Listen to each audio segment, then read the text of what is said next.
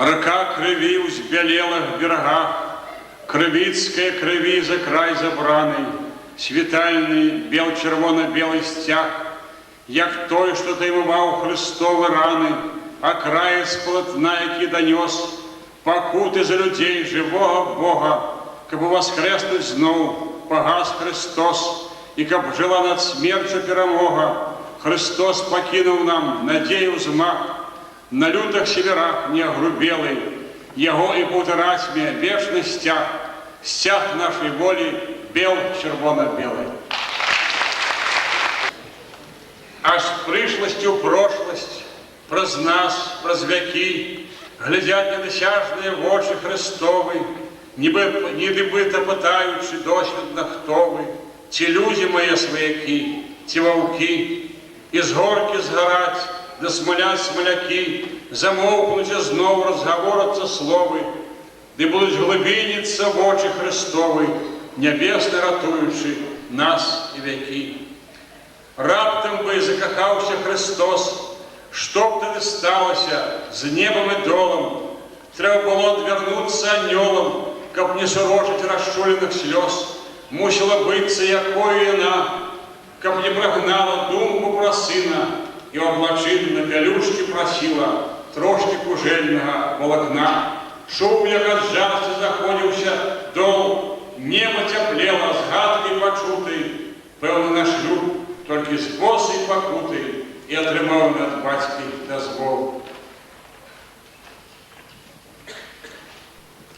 Ісціме, айцу Александру Наксону, аж намаладзеюць сцены старыя, лягчэй за адвечнай скрухай кулёк, трымае сына Дзева Марыя, а ў немаўляці ў руцэ усілёк. У ціхай свячыцы святая праца, што свеціць свет незямным святлом, святло разгарыцца, каб мог спрачацца наш дух вячысты з вачыстым злом.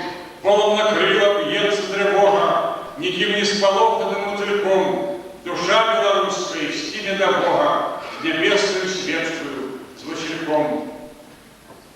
Ён будзе мроіцца тады, анёл, які на лютні грае, калі забытыя сляды згадае сцежка маладая, калі гады і дзяды на брызгу стомы сядуць з краю, ён будзе мроіцца тады, анёл, які на лютні грае, калі не позірку бяды, а зноў душа павернуць граю, ён будзе мроіцца тады, анёл, на лютні грае. Яшчэ парочку вершаў. На Беларусь вяртаецца Бог, беларусы вспомнілі, што яны беларусы, трыбутніка блудны на раздарожжы пасок, бязверники ўжо не пнуцца в Ісусы. На Беларусь вяртаецца Бог, вера абражная рунея, за соломинку променя, копаецца лёг, навачаецца души единоделой надея, что боками каемся, столкивается порог, невидошна, неземная праца, на Беларусь вертается Бог, не спешающая вертаться. Униятка, Светлане Напасовой, Пувачок, наш ревница зара, вечная кунерница загадка, мудрая послухмяность и сестра, опекунка щирости униятка.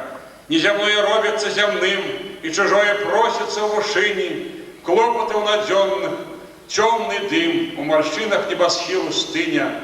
С плыткой долани молодежка, светлым нашится замилование, униятка, верности дочка усмехнется, свет роднейший станет. Белорусы, я завжди говорю, что это народ, нация экспериментальная у Бога. Потому что Бог робит над нами эксперимент. Ці выживем мы, ці утрымаемся, ці будем мы белорусами, ці будет наша мова.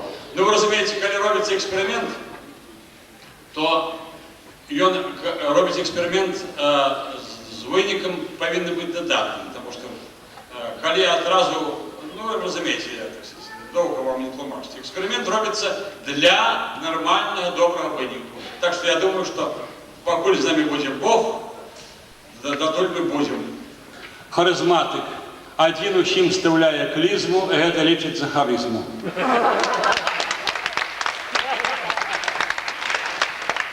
Кот проводил референдум, клопотился про мышей, мыши верили легендам и пищали в щёчки шеи.